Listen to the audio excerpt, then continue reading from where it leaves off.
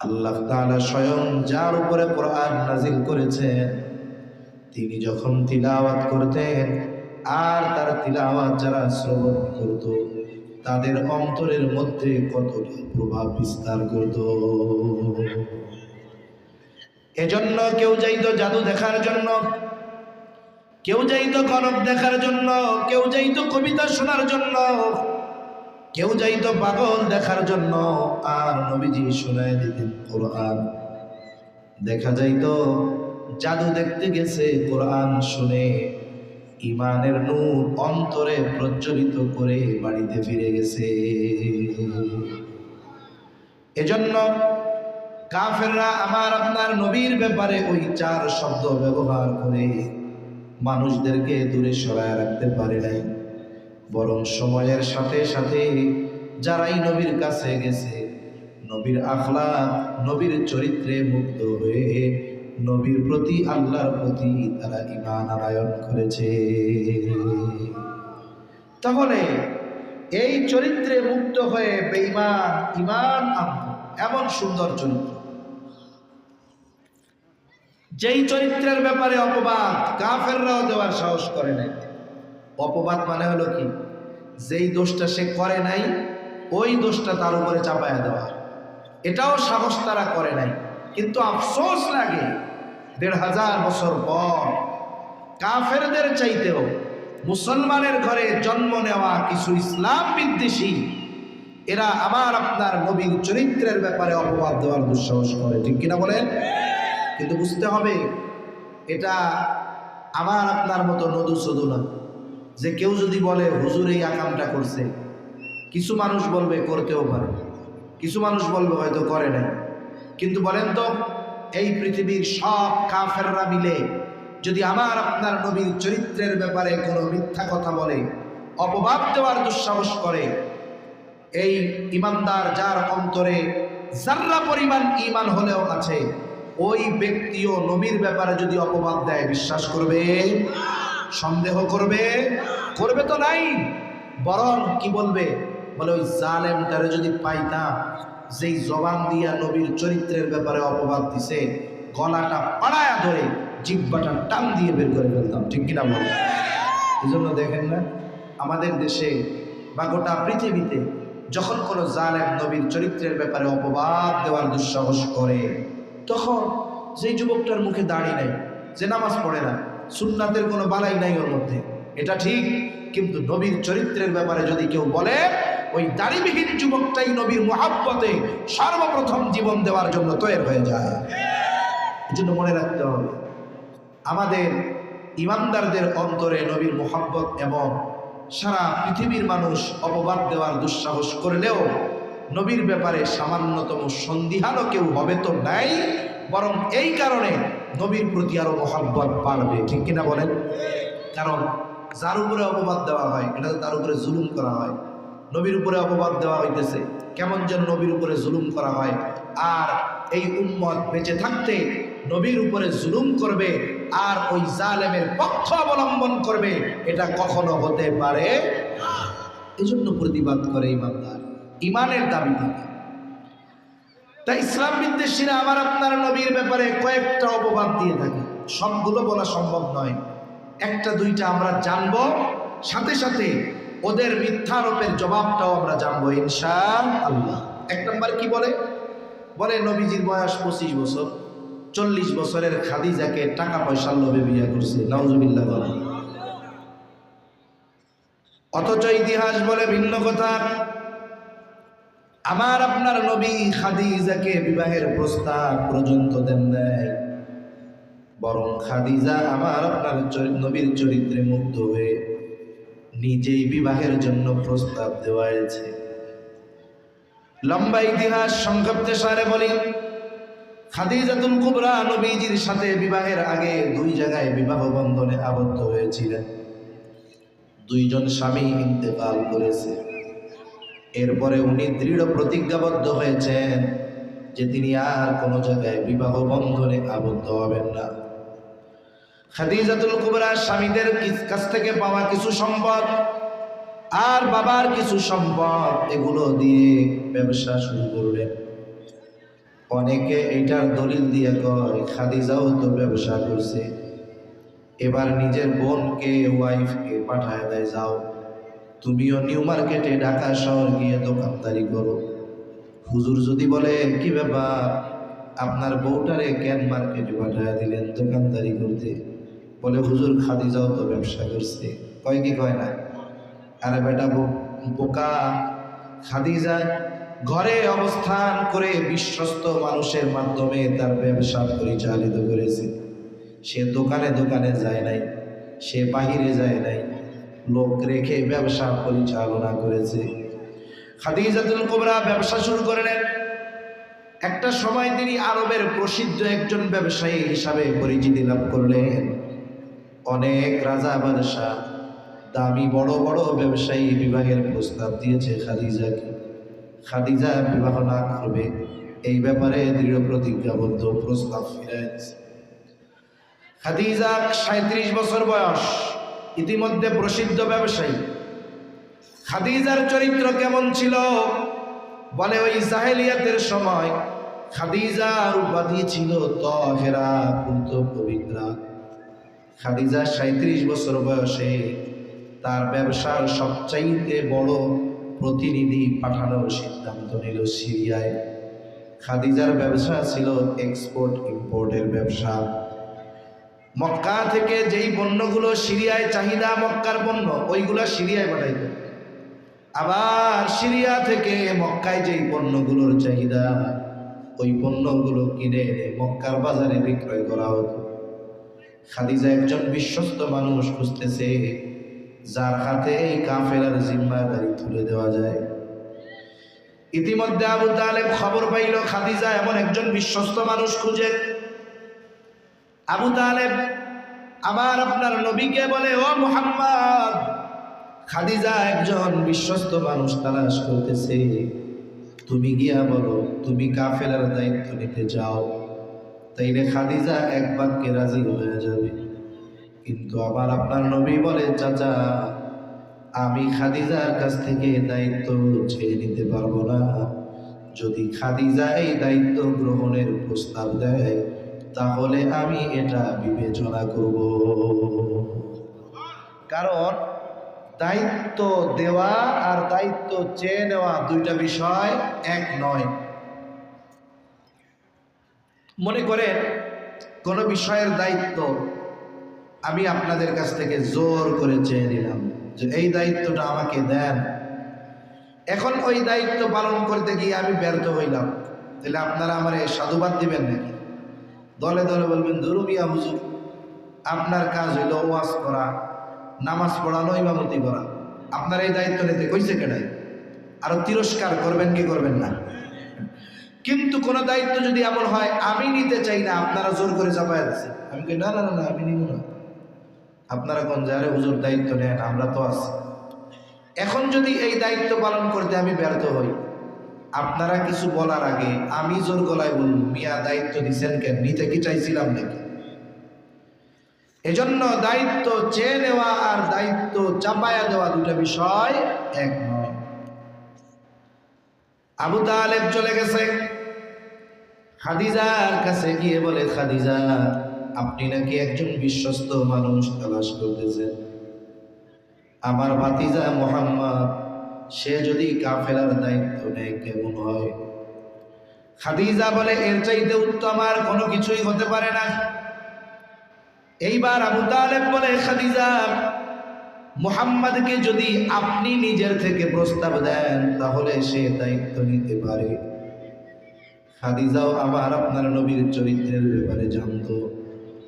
খাদিজা আবু তালেবকে বলে, আবু তালেব মুহাম্মদ ব্যতীত তুমি যদি অন্য কারো ব্যাপারে এই কথা বলতা, আমি কশ্চিনকালেও অন্য কাউকে প্রস্তাব দিতাম না, কিন্তু তুমি মুহাম্মাদের কথা বলছো, তাকে প্রস্তাব দেওয়ার ব্যাপারে আমার কোনো আপত্তি নেই, আমি প্রস্তাব দিব তারে। এইবার খাদিজা আমার আপনার নবীকে অফার করছে যে আপনি আমার এই কাফেলার দায়িত্বটা নেন। এইবার নবী দায়িত্ব নিয়েছেন, তার মানে খাদিজা দায়িত্ব এবার দিছে, নবী চাইয়া নেন। কাফেলা প্রেরণ করা হলো। এই কাফেলায় খাদিজা তার একজন গোলাম, তার নাম হলো মাইসারা। খাদিজা বলতো মাইসারা হইল আমার চোখ। এতটা বিশ্বস্ত একজন গোলাম, তাকে খাদেম হিসাবে দিয়ে দেওয়া হলো। বলা হলো কাফেলার সবার প্রতি নজর রাখবা, বিশেষ করে মুহাম্মাদের দিকে খেয়াল রাখবা, তার খেদমত করবা।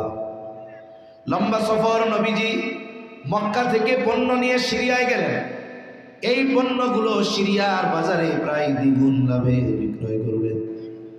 আবার সিরিয়া থেকে পণ্য কিনে আনলে মক্কার বাজারে প্রায় দ্বিগুণ লাভে বিক্রয় করবেন। খাদিজার ব্যবসার ইতিহাসে সবচাইতে সফল ব্যবসায়িক সফর। নবীজিও এক সফল ব্যবসায়িক সফর শেষ করলেন। এইবার মায়সারার কাছে খাদিজা এই সফরের ঘটনা শুনতে চায়, কারগুজারি শুনতে চায়। মায়সারা গোটা সফরের কারগুজারি শোনায়, বিশেষ করে আমার আপনার নবীর ব্যাপারে কয়েকটা ঘটনা খাদিজারে শোনাইল। বলে, খাদিজা, দুপুরবেলা প্রচন্ড রোদ, আমরা সবাই পথ চলতেছি, আকাশের কোথাও কোনো মেঘ নাই। মেঘ নাই তো সূর্য থেকে ছায়া পাওয়া অসম্ভব। কিন্তু আমি খেয়াল করতাম যেখান দিয়ে রোদের মধ্যে মুহাম্মদ হাঁটে, এক খণ্ড মেঘ সর্ব অবস্থায় মুহাম্মদকে ছায়া দিতে থাকে। বলে, আর একদিন দেখলাম এক জায়গায় মুহাম্মদ শুয়ে আছে, বিশ্রাম নিচ্ছে গাছের ছায়ায়। স্বাভাবিকভাবে গাছের ছায়ায় যদি কেউ অবস্থান নেয়, সূর্য সরে যাওয়ার সাথে সাথে ছায়াও সরে যাবে। কিন্তু আমি দীর্ঘ সময় পর খেয়াল করলাম সূর্য তার জায়গা থেকে সরে গেছে, কিন্তু গাছের ছায়া জায়গা থেকে সরে না। আমি একটু কাছে আগে গিয়ে দেখলাম সূর্য সরে গেছে, তাতে কি গাছটা নিজের থেকে বাঁকা হয়ে মুহাম্মদকে ছায়া দিচ্ছে। আবার আর এক জায়গায় মুহাম্মদ বিশ্রাম নিচ্ছে, আমার এক পাদ্রীর সাথে দেখা হয়ে গেল। পাদ্রী আমাকে মুহাম্মাদের ব্যাপারে জিজ্ঞাসা করলো, তার গঠন সম্পর্কে জিজ্ঞাসা করলো। আমি বললাম তার বংশ পরিচয় সব কিছু আমার কাছে জানতে চাইলো। আমি বললাম। এইবার পাদ্রী আমারে বললো, শোনো, এই যুবকটা হয়তো ভবিষ্যৎ নবী হবে। খাদিজার কাছে যখন মায়সারা এই কথা বলছে, ওই যে আপনারা শুনছেন হাদিসের মধ্যে আছে, হেরা গুহায় যখন জিবরাইল আলাইহিস সালামের সাথে দেখা, ওহী নাজিল হলো। জিবরাইল আলাইহিস সালাম আমার আপনার নবীকে কয়েকবার বুকের সাথে নিয়ে চাপ দিয়েছিলেন। জিবরাইল প্রথম যখন সামনাসামনি দেখছে, নবী ভয় পেয়ে গেছে। হেরা গুহা থেকে বাসায় ফিরে আসছে। আসার পর খাদিজার কাছে বলতেছে অবস্থায়, এইবার খাদিজা আমার আপনার নবীকে নিয়ে তার চাচাতো ভাই আরাকা বিন নওফেলের কাছে নিয়ে গিয়েছিল। শুনছেন নি? হাদিসে আসছে। এত নিচে নবুয়তির পর। কিন্তু মায়সারা যখন আইসা বলছে, পাদ্রী বলছে এই যুবক ভবিষ্যতে নবী হবে, ওই সময় তার মানে নবুয়ত পাওয়া 17-18 বছর আগে। এইবার ওই খাদিজা তার ওই চাচাতো ভাই আরাকা বিন নওফেলের কাছে গিয়া বলে, ভাই তুমি তো বড় আলেম, এই ভূখণ্ডে কাছাকাছি সময় কোনো নবী আসবে নাকি? আরাকা বিন নওফেল বলে, হ্যাঁ, আলামতে মনে হয় কিছু কালের মধ্যে এই আরবের মধ্যে সর্বশেষ নবীর আগমন ঘটবে। খাদিজা যখন এই কথা শুনছে আরাকা বিন নওফেলের মুখে, ওই সময় থেকেই খাদিজা আমার আপনার নবীর প্রতি আকৃষ্ট হয়ে গেছে। 2-3টা বিষয় স্পেসিফিক ভাবে বলা দরকার। 1 নাম্বার বিষয় দেখেন, আমরা ওই সময়টাকে জাহেলিয়াতের সময় বলি। ওই সময়টাকে কিসের সময় বলি? অথচ আমাদের এই সমাজে, সভ্য সমাজে এমন কিছু চিন্তা ভাবনা এখন আমাদের মধ্যে আছে যেটা জাহেলিয়াতের সময়কেও হার মানায় দেয়। যেমন মনে করেন জাহেলিয়াতের সময়ে একটা নারীর যদি একাধিক বিবাহ হইতো, স্বামী মারা যাইতো অথবা তালাক প্রাপ্ত হইতো, এটাকে তার চারিত্রিক ত্রুটির কারণ হিসাবে ধরা হইত না। আর বিষয় তো বাস্তব, একজনের যদি শরীয়ত সম্মতভাবে বিবাহ হয়, যে কোনো কারণে বিবাহ বিচ্ছেদ হয়, এর দ্বারা তার চারিত্রিক কোনো বিচ্যুতি হয় না। ওই সময়ও বিধবা বিবাহ করাকে খারাপ দৃষ্টিতে দেখা হইত। তালাকপ্রাপ্ত কোনো মেয়েকে একতরফাভাবে তালাকের জন্য দায়বদ্ধ করা হইত না। কিন্তু আমাদের সমাজে কি হয়, কোনো মেয়ে যদি স্বামীর সংসার না করতে পারে, একতরফাভাবে মেয়েটাকে দোষারোপ করা হয়। আছে না নাই? মনে করেন একজন দিনদার বাপ, তার একটা দিনদার মেয়ে। আমাদের দেশে বাপ যত দিনদার হোক, মাইয়া বিয়া দেওয়ার সময় দিনদারের চাইতে মালদার টোকায় আগে। ঠিক কিনা জোরে কন? মালদার টোকায় আগে, যে মালওয়ালা আছে, নামাজ কালাম নাই, মুত্তা পানি নাই না, কিন্তু টাকা পয়সা থাকলে তখন ওই দিনদার বাপ ওই জায়গায় কায়তে হয়ে যায়। মনে করেন টাকা পয়সা দেখা তার দিনদার মেয়েটাকে মালদার ছেলের সাথে বিয়ে দিয়েছে। কি আছে? ওরে বাবা, ঢাকা শহরে রাজপ্রাসাদের মতো বাড়ি আছে, যে টাকা পয়সার মালিক, আমার মতো পরিবার 100 বার কিনতে পারবো, আমার মাইয়াটা বিয়ে করছে, এটাই তো আমার কপাল। এরকম বলার লোক আছে না নাই? এখন মেয়েটা ঢাকায় চলে গেছে স্বামীর বাসায়। এখন এই বাসায় বিলাসিতার কোনো অভাব নাই, কিন্তু গিয়া কি দেখে, তার স্বামী মাদকাসক্ত, অ্যাডিক্টেড, ইয়াবা হোক, মদ হোক, পরনারীতে আসক্ত। বন্ধুদের নিয়ে বাসার মধ্যে মদের আড্ডা বসায়, আর ওরে জোর করে কয়, তুমিও আমার বন্ধুদের সাথে চলো, আমার সাথে মদ খাও। এখন বলেন তো, এই মেয়েটার জন্য ওই বাড়ি যতই আধুনিক হোক না কেন, ছোটখাটো একটা জাহান্নাম হবে না ওইটা তার জন্য? এখন মেয়ে সংসার করতে পারে নাই, ছাড়াছাড়ি হয়েছে, বাড়িতে চলে আসছে, এখন তালাক প্রাপ্তা। এখন একজন মুরব্বী কয় যে অমুকের মাইয়াটা খুব ভালো, আর একজন কি কইব, মুখটা বেঁকা কইব, ভালো কইব না, ভালো হইলে কি আর তালাক খাইতো? এরকম বলা লোক আছে না নাই? আমাকে বলেন তো, এই মেয়েটা যে তালাক প্রাপ্তা হলো, বিবাহ বিচ্ছেদ যে হলো, এখানে কি মেয়েটার কোনো দোষ আছে? তাহলে আপনি যদি সব দোষ তার উপরে চাপিয়ে দেন, তাহলে অপবাদ দেওয়া হবে না? এজন্য আমাদের মন, মস্তিষ্ক, চিন্তাধারার পরিবর্তন দরকার। একটা মেয়ে তালাক প্রাপ্তা হলেই সে খারাপ হয় না। এখন মনে করেন মেয়েটা তো ভালো, তালাক প্রাপ্তা, আর একটা ছেলে অবিবাহিত যুবক, ও খোঁজ পাইছে যে অমুকের মেয়েটা তালাক প্রাপ্তা ঠিক, কিন্তু মেয়েটা খুব ভালো। ওই ছেলের মা বাবা দিনদার, ছেলেটা এখন মা বাপরা এসে কয়, আব্বা, মা, আপনারা তো আমারে বিয়া দেওয়ার জন্য মাইয়া খুঁজতেছেন, বেশি দূরে যাওয়ার দরকার নাই, অমুক চাচার মাইয়াটা খুব ভালো, তার সাথে আমার বিয়েটা দিয়ে দেন। এইবার এই ছেলের দিনদার মা বাপ কি করবে জানেন? জিব্বা আদা হাত বের করে দেবে। একথা কইস না, তুই বেড়া অবিয়াইতে বলা, তুই একটা তালাক খাওয়াইয়ার মাইয়া বিয়ে করবি, ইজ্জত থাকবো, আমারে ধুলাই মিশাই দিবি, আমার জীবনটা পুরো শেষ। দেখা যাবে এই প্রস্তাব দিছে বলাই বাপ আদায় স্টক করে বসে, হয় কি হয় না কন? কিন্তু জাহেলিয়াতের সময় কিরকম ছিল? তাইলে এই দৃষ্টিকোণ থেকে তারা আমাদের চাইতে আরো ভালো ছিল, ঠিক কিনা কন? আবার দেখেন, জাহেলিয়াতের সময়ে তালাক প্রাপ্তা বা বিধবা বিবাহ করাকে খারাপ দৃষ্টিতে দেখা হইতো না। আবার যদি কোনো মেয়ে বয়সে বড় হইতো, বিবাহ হইছে, তাকেও বিবাহ করা খারাপ দৃষ্টিতে দেখা হইতো, এটা স্বাভাবিক ছিল। কিন্তু এই সমাজে যদি কোনো যুবক তার চেয়ে বয়সে বড় করে বিয়ে করে, যদি 8-10 বছর বয়সে বড় হয়, বন্ধু বান্ধব মজা মেরে কইব, দোস্ত বিয়া তো করছস, তোর বউরে ভাবি কমু না দাদি কমু, এর মেয়ে, মানে ইয়ার কি মারত। আবার যদি ও আর একটু উদার হয়ে এমন কোন মেয়েকে বিবাহ করতো যে তার স্বামী মারা গেছে, কিন্তু একটা ছোট বাচ্চা আছে, এখন এই বাচ্চা কই যাবে? মা বাইসা আছে, অন্য কোনো জায়গায় গিয়ে থাকতে পারবে? এখন বাচ্চা সহই মেয়েটার বিয়ে করে আনছে। এখন বন্ধুরা কইবে, ভালোই হয়েছে দোস্ত, আমরা তো বাজারে গিয়া 5 লিটার তেল কিনলে একটা লাক্স সাবান ফ্রি পাই, আর তুমি বিয়া করে পোলাপান ফ্রি পেয়েছো, ভালো ভালো।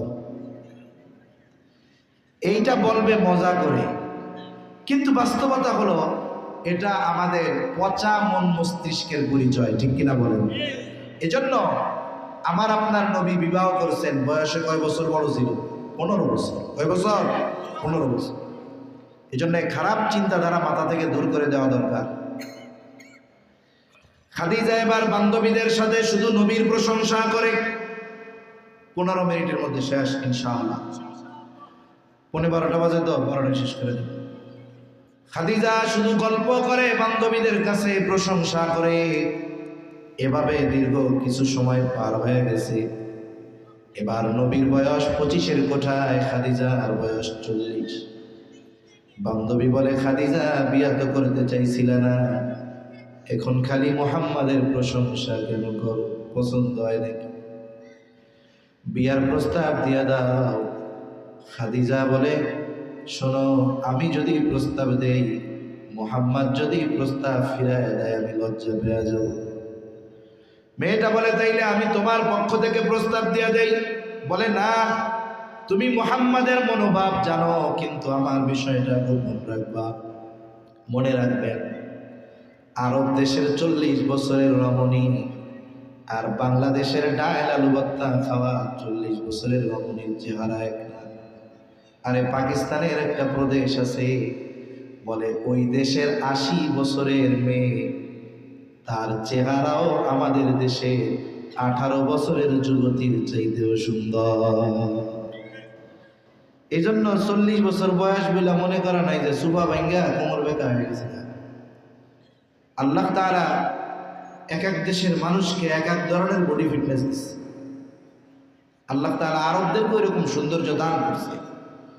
60-65 বছরের বৃদ্ধাও তাদের চেহারা আমাদের দেশের 30 বছরের যুবতীর চাইতে সুন্দর।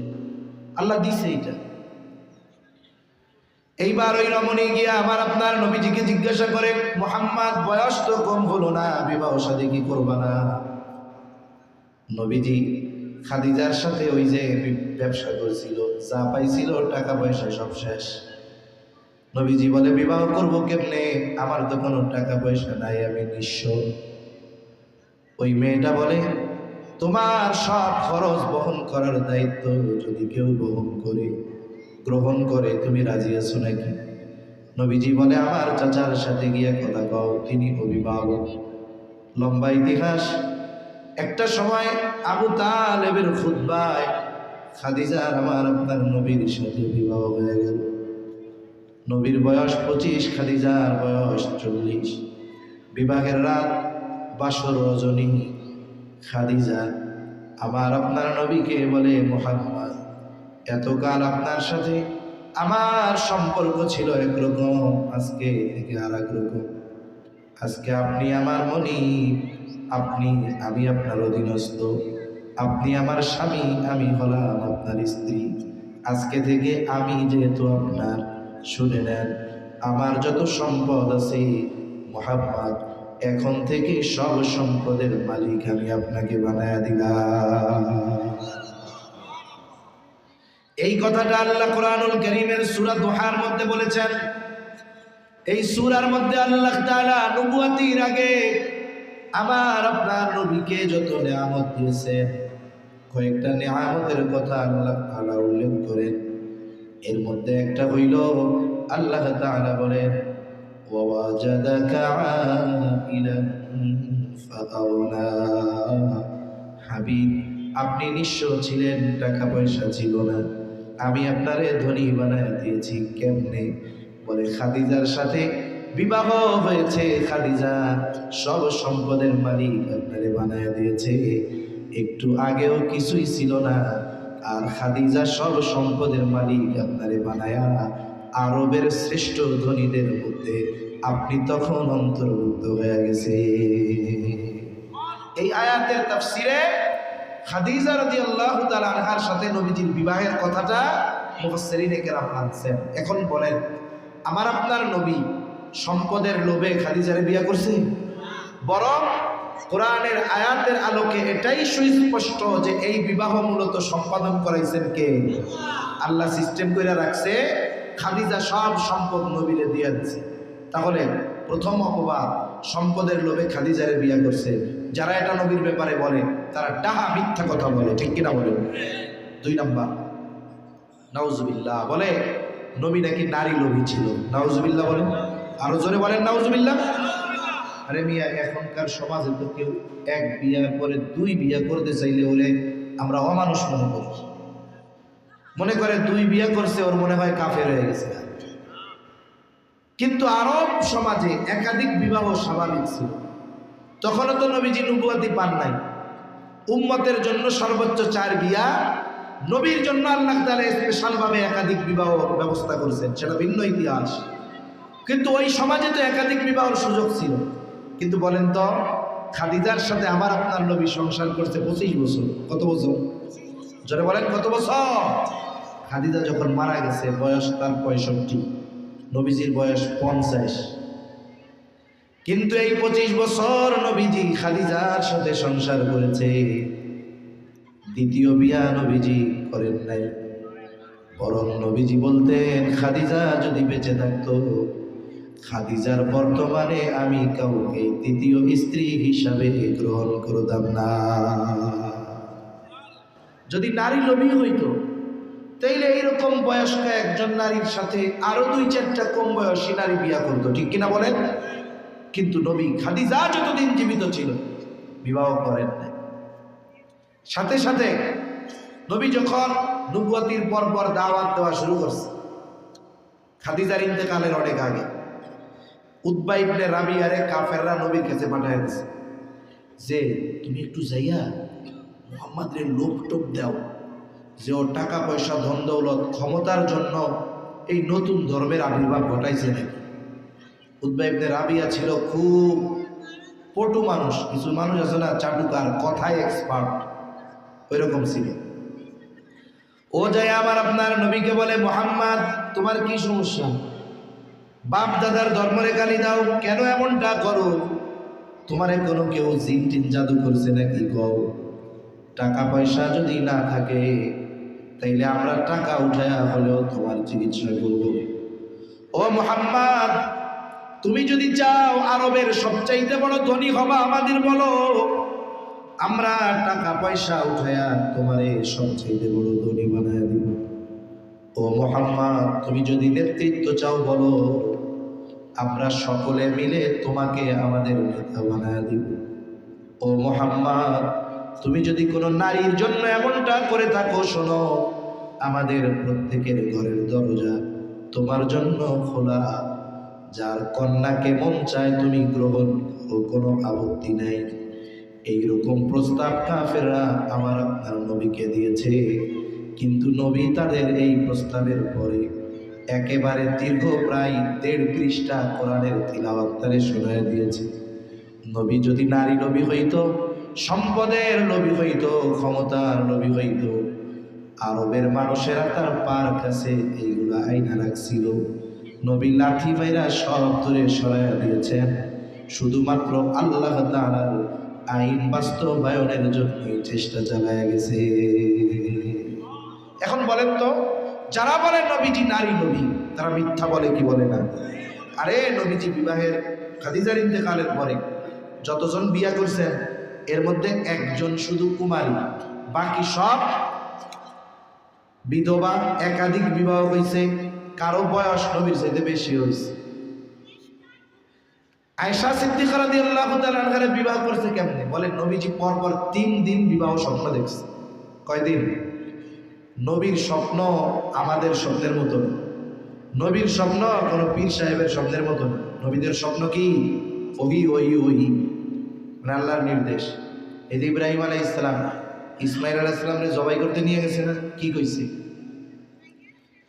বলছে, আমার সন্তানে, আমার বৎস, ইন্নী রাআইতু ফিল মানামি আন্নী আযবাহুকা ফানজুর মাযা তারা। হে আমার সন্তান, আমি তো স্বপ্নে দেখছি তোমারে জবাই করতেছি, তুমি তার কি কও? সন্তানও জানে যে আমার বাপ স্বপ্নে দেখলে সাধারণ স্বপ্ন না, এই স্বপ্ন কার পক্ষ থেকে? এবার পোলাও কয়, قال يا أبت افعل ما تؤمر সাতাজিদুনি ইনশাআল্লাহু মিনাস সাবিরিন। সন্তান কি বলে? ইয়া আবাতি ফাআল মা তু'মার, আপনি ওইটাই করেন যেটা আপনি আদেশ প্রাপ্ত হয়েছেন। বাপ আগে কি কইছে? আমি স্বপ্নে দেখছি। আর সন্তান জানে এটা আল্লাহর আদেশ, এজন্য বলতেছে আপনি ওইটাই করেন আপনি যে ব্যাপারে আল্লাহর পক্ষ থেকে আদেশ প্রাপ্ত হয়েছেন। আপনি আমাদেরকে ধৈর্যশীলদের অন্তর্ভুক্ত পাবেন। সুবহানাল্লাহ। নবী পরপর 3 দিন স্বপ্ন দেখছে। এরপরে প্রস্তাব নিজে যাইয়া দেন না, ওনার এক আত্মীয়রে বলছেন। আত্মীয় যায় আবু বকর রাদিয়াল্লাহু তাআলা আনহু বলছে। আবু বকর সিদ্দিক নবীর বাড়িতে চলে আসছে। যে কি বলেন, আপনি স্বপ্নে দেখছেন ওই আমার কাছে বলতে আপনি দ্বিধাদ্বন্দ্বের মধ্যে পড়ছেন। আবু বকর তো খুশি যে হায় রে, নবী আমার জামাতা হবে, এর চাইতে সৌভাগ্যের আর কি হইতে পারে। সুবহানাল্লাহ। দেখেন, খাদিজার সাথে বিবাহ হওয়া এই উম্মতের নারীদের জন্য এটা আল্লাহ তাআলার পক্ষ থেকে বড় দয়া। কারণ নবীর বাকি সব স্ত্রীরা ছিল বিধবা, কেউ কুমারী ছিল না। খাদিজা আয়েশা কুমারী ছিল। এখন বলেন তো, একটা মেয়ে যখন অপ্রাপ্ত বয়স্ক থেকে প্রাপ্ত বয়স্কা হয়, শরীয়তের কিছু আদেশ নিষেধ মাসলা মাসাইল আছে না নাই? এই মহিলারা শিখত কোত্থেকে? এই বিষয়ে সব হাদিস আয়েশা সিদ্দিকা থেকে বর্ণিত। এজন্যই তো আবু হুরায়রার পরে সবচেয়ে বেশি হাদিস বর্ণনাকারী হলো আয়েশা সিদ্দিকা রাদিয়াল্লাহু তাআলা আনহা। এই যে একটা মেয়ে যখন বালেগা হবে, সে কি করবে? তার যখন একটা অসুস্থতা দেখা দিয়েছে, এই সময় কি কাজ করতে পারবে, কি করতে পারবে না, কি পড়তে পারবে, কি করতে পারবে, এই সমস্ত কিছু আয়েশা সিদ্দিকা থেকে আমাদের উম্মতের নারীরা শিখছে। যদি আয়েশার সাথে নবীজির সাথে বিবাহ না হতো, এই উম্মতের নারীদের জন্য কষ্ট করে যেত। এটা আল্লাহ তাআলার পক্ষ থেকে রহমত। এজন্য যারা বলে যে নবী সাল্লাল্লাহু আলাইহি ওয়াসাল্লাম একেবারে ছোট আয়েশারে বিয়ে করছে, হ্যাঁ, তোমাদের বাবা রবীন্দ্রনাথ ঠাকুর, বঙ্কিমচন্দ্র, ঈশ্বরচন্দ্র বিদ্যাসাগর ৬-৭ বছরের একটা বিয়ে করছে, এটা তোমার ঘর গায়ে লাগে না। মূল বিষয় হলো এখানে ইসলামের কল্যাণের জন্য আল্লাহ তাআলা আয়েশা সিদ্দিকা রাদিয়াল্লাহু তাআলা আনহার সাথে নবীজির এই বিবাহের ব্যবস্থা করেছেন। এ কথা বলতে গেলে লম্বা সময় লেগে যাবে। তাহলে দেখেন, যারা নবীজির চারিত্রিক ব্যাপারে অপবাদ দেওয়ার অপচেষ্টা করে, যা বলে সব মিথ্যা কথা, যা বলে সব কি কথা, জোরে বলেন। এজন্য এরা বলার দ্বারা আমাদের নবীর প্রতি মহব্বত ভালোবাসা কমাতে পারবে? পারবে না। বরং সময়ের সাথে সাথে এই উম্মতের নবীর প্রতি ভালোবাসা, মহব্বত, আজমত, সম্মান দিন যাবে আরো বাড়বে। ঠিক কিনা বলেন? এজন্য সম্মানিত উপস্থিতি, আমরা নবীর আদর্শকে মূলত আমাদের ধারণ করা দরকার। নবীর আদর্শ হলো এমন এক আদর্শ যেই আদর্শের মধ্যে কোনো ত্রুটি বিচ্যুতি নাই। নবীজির আখলাক কেমন আখলাক? বলে অতীতের সব নবী উত্তম আখলাকওয়ালা। আমার আপনার নবী কেমন আখলাকওয়ালা? বলে ওনারা তো উত্তম চরিত্রের অধিকারী, আর আমার আপনার নবী হলো উত্তম চরিত্র পরিপূর্ণতা দান করনেওয়ালা। সুবহানাল্লাহ। আমার আপনার নবীর মাধ্যমে আল্লাহ তাআলা উত্তম চরিত্রের পূর্ণতা প্রদান করেছেন। এজন্যই আমার আপনার নবীর চরিত্র হলো সার্বজনীন চরিত্র। যেই অনুসরণ করে, কাফের অনুসরণ করলে দুনিয়ায় সফল, ইমানদার অনুসরণ করলে দুনিয়া আখিরাতে সফল। কিন্তু আফসোস, বলেন তো, নবীর চরিত্র যে সার্বজনীন, এমন এক চরিত্র, এই চরিত্র অনুসরণ করলে কল্যাণ, এই ধরনের বাণী ভারতের মোদিও দেয়। দেয় কি দেয় না? দেয় না। মোদি বক্তব্য দিছে, বাংলাদেশের স্বাধীনতাকে অস্বীকার করে বক্তব্য দিছে, জানেননি? সে কয় এটা নাকি পাকিস্তানের সাথে তাদের বিজয়, এখানে বাংলাদেশকে নেগলেক্ট করা হয়েছে, বাংলাদেশের স্বাধীনতার সার্বভৌমত্বকে তারা অস্বীকার করেছে। মনে রাখতে হবে, আমার মনে হয় যে ওরা কিছু একটা চাইতেছে, আমরাও অপেক্ষা করতেছি। কারণ আমরা জানি যদি ওদের সাথে আমাদের কিছু হয়, প্রকৃত মুসলমানদের হারানোর কোনো কিছু নাই। নবীর সেই ভবিষ্যৎবাণী গজওয়ায়ে হিন্দ, আমার মনে হয় দরজায় কড়া নাড়তেছে, দরজায় কড়া নাড়তেছে। নবী যে যুদ্ধের ব্যাপারে বলেছেন যে এই যুদ্ধ এক রক্তক্ষয়ী যুদ্ধ হবে মুশরিকদের সাথে। এই উপমহাদেশ গোটা বিশ্বের মধ্যে সবচাইতে বেশি মুশরিক বসবাস করে আমাদের পাশে। এখানে হারানোর কোনো কিছু নাই। নবীজি বলেন এই যুদ্ধে 3 ভাগের 1 ভাগ একদল পালাবে, আরেক দল শহীদ হয়ে যাবে। এত পরিমাণ মানুষ শহীদ হবে, পরে মানুষের আখনু রক্তের মধ্যে ডুবে যাবে। আরেক দল মানুষ বিজয়ীর বেশে ফিরবে, জয় হবে মুসলমানদের। তবে যারা মরেছে আর জীবিত থেকেছে তারা সফল। যারা পালিয়ে গেছে ওই যুদ্ধ থেকে, পালিয়ে যাবে, নবীজি বলেন তাদের তাওবা আর কখনো কবুল হবে না, ওরা বেঈমান। এজন্য আমাদের মানসিকভাবে প্রস্তুত থাকা দরকার, আগামী প্রজন্মকে প্রস্তুত করা দরকার। যদি ওই যুদ্ধ চলেই আসে, আমাদের আমলে হয়তো কমতি আছে। বলেন তো, যতই প্রযুক্তি, যতই ব্যবস্থাপনা, চিকিৎসা নেওয়া হোক না কেন, আমরা কি 200 বছর বাইরে দেখতে পারবো? বলেন না পারবো? 100 বছরই তো পারবো না। আরে জন্মেছি তো মরতেই তো হবে। ইমানদার, ইমান আল্লাহ দিয়েছেন, হয়তো শয়তানের ধোঁকায় পড়ে আমল করতে পারি নাই, কিন্তু ওই 2 দলের এক দল যদি হওয়া যায়, হয়তো গাজী না হয় শহীদ যদি হওয়া যায়, আল্লাহ তাআলা মাফ কইরা জান্নাতের বাসিন্দা বানায় দিবে ইনশাআল্লাহ। সেজন্য আমাদের প্রস্তুত থাকা দরকার, মেন্টালিটি ভাবে প্রস্তুত থাকা দরকার যে হয়তো অতি কাছাকাছি সময় হয়ে যেতে পারে। কারণ কি?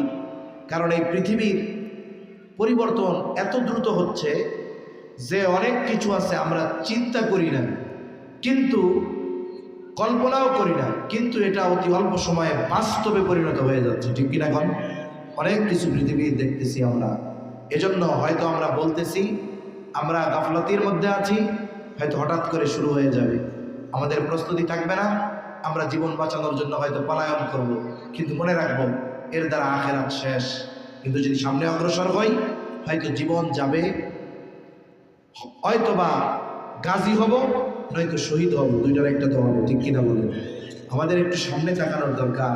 ফিলিস্তিনের দিকে তাকান, হায় রে বাবা, এক বাবা তার পরিবারের সব শেষ, কান্না করে আর আলহামদুলিল্লাহ বলে, যেরা তো জান্নাতের পাখি।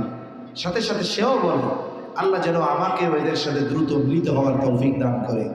মনে রাখবেন, মানুষ যখন জীবন না দিতে অভ্যস্ত হয়ে যায় তখন ভয় পায়, কিন্তু যখন আল্লাহর পথে জীবন দিতে দেখে, দিতে অভ্যস্ত হয়ে যায়, তখন ওই শাহাদাতের মৃত্যু তারা কামনা করে, ঠিক কিনা? কর। এজন্য হয়তো ওই জালেমদের সাথে লড়াই হয়ে যেতে পারে, কারণ গোটা মুশরিকেরা বাংলাদেশের বিরুদ্ধে এক। আর মনে রাখবেন, এখানে ইস্যু তারা বলতেছে সংখ্যালঘু নির্যাতন। আসলে এদেশে অমুসলিমেরা যেই শান্তিতে আছে অন্যান্য দেশে নাই। আর এদেশে হিন্দুরা যে আরামে আছে, ভারতে হিন্দুরা যে আরামে নেই। ওদেশে মুসলমানদের পরিস্থিতি কি আমাদের বলা লাগবে না, আমরা জানি। অথচ এই দেশে অমুসলিমেরা কত শান্তির সাথে আছে, তারাও বলে আমরা ভালো আছি।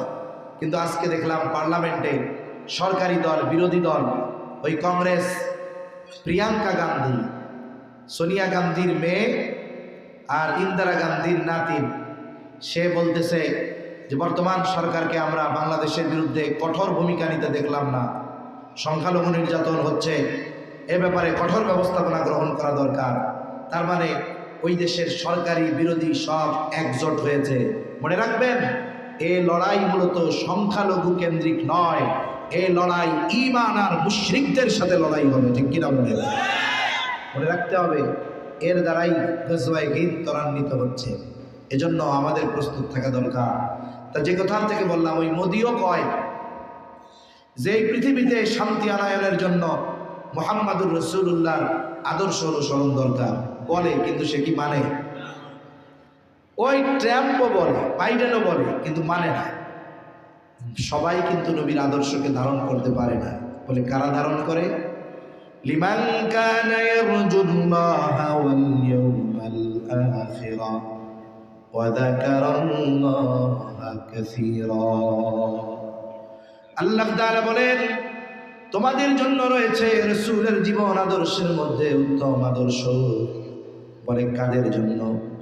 বলে লিমান কানা ইয়ারজুল্লাহা ওয়াল ইয়াউমাল আখির, যারা আল্লাহর ব্যাপারে, আখিরাতের ব্যাপারে আশাবাদী। ওয়া যাকারাল্লাহা কাসীরা, আর যারা আল্লাহ তাআলাকে বেশি বেশি স্মরণ করে।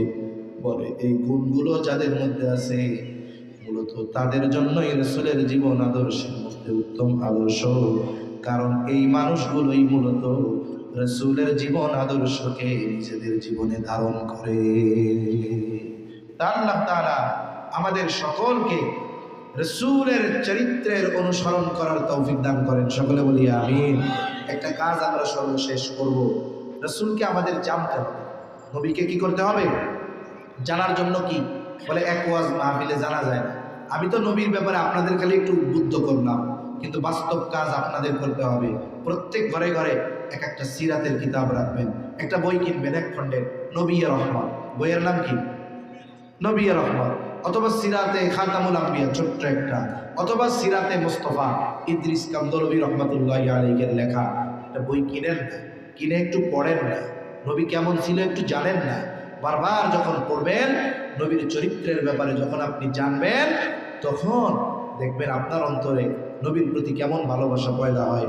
এই দেখেন, একজন ভারতের একজন হিন্দু অ্যাডভোকেট একটা বই লিখছে, আমাদের বাংলাদেশের প্রথিতযশা একজন আলেম আবু তাহের মেজবা সাহেব এটার অনুবাদ করছে, বাজারে পাওয়া যায়, ছোট্ট একটা বই। বইয়ের অনুবাদের নাম হলো তোমাকে ভালোবাসি হে নবী। বইয়ের নাম কি? তোমাকে ভালোবাসি হে নবী। আবু তাহের মেজবা সাহেব অনুবাদ করছে।